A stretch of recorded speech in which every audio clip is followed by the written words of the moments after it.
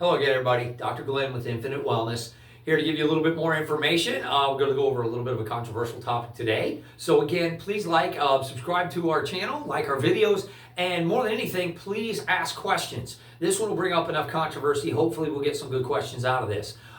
It's in particular for most of our younger families out there. I'm going to be more specific to the effects on kids today. So looking forward to today's question. All right, so today it says, how can we treat the flu or any other viruses naturally? Awesome. This is a big heartfelt for me. I did a lot of study in immunology when I was finishing my doctoral work. In fact, I took a couple of advanced courses to finalize a second bachelor's degree. And I'm a big proponent of trying to educate everybody about not only what a virus is, but how it affects us as humans. We have spent so many years treating viruses the wrong way. And when I say that, I mean in the medical model. We don't treat viruses naturally most of the time. Mostly what we're doing is trying to medicate them. So a lot goes into this. First, I think we kind of need to even maybe describe what a virus is. So viruses, unlike most everything else on this planet, are a replicator. What I mean by that is that they do not have their own DNA. We know that humans are made up of DNA. Most of you know that, if nothing else, DNA gives us specific genes, specific differences, and makes us different as humans. Blue eyes versus brown eyes, or green eyes, or brown hair, or blonde hair, or black hair. Different skin tones, different sexes, male, female. So this all gets back into some of that genetic portion of what makes us human. All of our vertebrates, all the way down to invertebrates, all have DNA. Even bacteria have DNA. Viruses are a rare breed. They do not.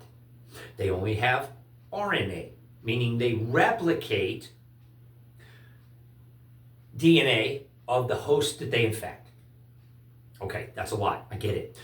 So, to make that clear, when I get a virus, whenever I come in contact with something that then infects me, and we're in contact with viruses all the time, by the way, just so you know, we're not hand sanitizing ourselves away from them. You are in contact with viruses. We breathe them in.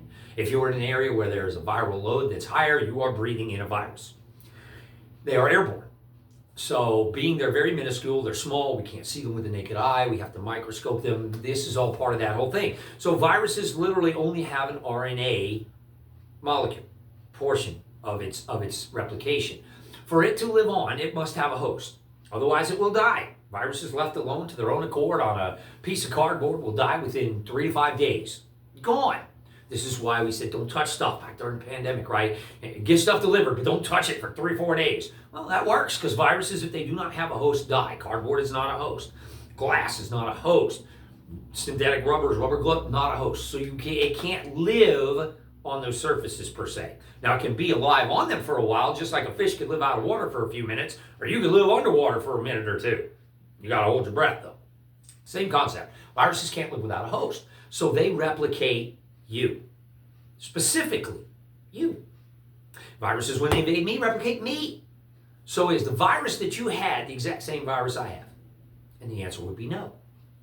It's never exactly the same from person to person because once a virus infects each individual, it then replicates their DNA. It's using their DNA as a transcriptase, fancy term for a template, to continue existence and keep making more viral load. So treating it becomes complicated. We already understand that, right? We've gone after it with everything. Most people run to the doctor when they get a virus, something like strep throat or the flu. They want an antibiotic. Well, an antibiotic only works on things that have DNA. Biotic means biologically the same. In better words, it's only going to be effective for things like bacteria, oftentimes, or even a fungus. Why? Because these compounds have DNA. They are actually capable of life on their own. They prefer a host. But as we well know, funguses can live without us completely. Look at a mushroom, right? Very advanced form of a fungus, but can live alone. Bacteria, same thing. They can live in water. They're fine. They prefer a host for heavy replication, but they can live just about anywhere. A virus can only live inside of a host. It will die if it doesn't have one. So, now that we've cleared all that up, how do we treat a virus then? What do we do? If antibiotics technically don't even work, which we finally have figured out, what do we do? Right? Is there something I can take? What am I supposed to do? So let's go back to our example of the flu. The flu is a good example. Flu usually affects us in lots of ways. We have stomach discomfort. We're going to the bathroom. Usually it's the runs.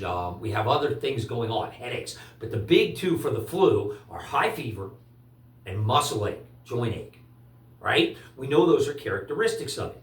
So how do we treat the flu? Well, we become very reactive. We don't try to actually stop the flu virus. We give our patients stuff for pain and stuff for fever, trying to bring fever down and lessen pain. Well, okay, I'm all for the lessen pain thing. I get that. When your body aches, you don't like it. That does hurt. We don't want the pain, but the problem with most pain relievers is they are also fever reducers, and that's not what we want to do. Moms, please listen to me for this. When your kids run a fever, please, please, please stop using fever reducers. No Tylenol, no Advil, no Motrin, no aspirin. Please, please understand, viruses are killed with heat. They do not like to be hot. And this is why you run a fever. It is your body's natural response to having a virus. You don't want to bring that down. You want that fever to kill that virus as soon as possible. And the way to do that is to cover you up in blankets. We can make you comfortable. You can put a cold compress on your head if you want to, or over your eyes. That's okay. You know, you wipe yourself with a cool cloth when you're all sweaty, but please sweat. Cover yourself up. Get hot. The flu has never killed anyone. I'm going to go ahead and tell you that. Boy, is this going to get me in hot water, right? Oh, there were 18 flu deaths this year so far. No, there were not. There were deaths from complications of the flu. Understand, the flu itself doesn't just kill people. That's not how it works. Chances are you even going to die from the fever? No. Immunocompromised people can die from the flu because their immune system is already harshed. Maybe they've got other conditions. Maybe they're already sick. Maybe they have heart failure. That's what kills people. The flu infects someone who is very compromised, immunologically and or otherwise. So flu itself doesn't kill you. Your condition of your health kills you. And any virus could have took you out, not just the flu.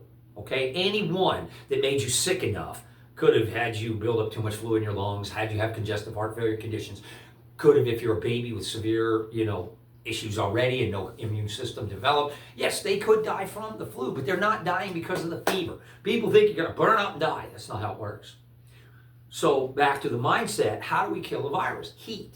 Heat works great. Cold works pretty good too, but I don't recommend, chilling humans down that cold. You're probably not going to be conscious to get cold enough to kill the virus, but you could be pretty conscious even with a fever of 104, 105. I've done it. I used to run very high fevers as a kid, and back in my day, early 70s, doctors just told you, cover him up in blankets, let him sweat, let him burn it out. That's how you treated the flu. That's how you treat most viruses. And that goes for all your other common ones as well. COVID, strep throat, pick one. They really are. If it's a viral contaminant, the best way to beat it is to not try to take away the body's natural abilities. And one of it is a fever, trying to kill it.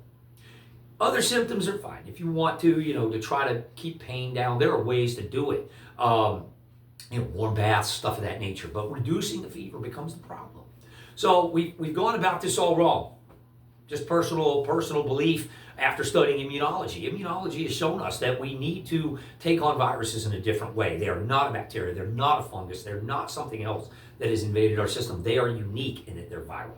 And that means they only replicate your DNA. They're different from one person to the other. It's why certain vaccines don't work for some people as well as others. It's why vaccines technically don't work at all. Viruses are very variant. I think the last count on the last COVID vaccine was like 22 different variants. That's a lot. The flu has at least 17. We only see about 8 of them circumnavigate our portion of the globe, North America. But even with that many variants, it's very hard to try to figure out what you even have, much less how to treat it. But treating it still goes back to nature. Lots of fluids, stay hydrated, good old-fashioned chicken soup, preferably homemade. Please don't buy a lot of Campbell soup for that. Make soup. Please, please, please get to a way where you treat this with nature. And that really will make all the difference.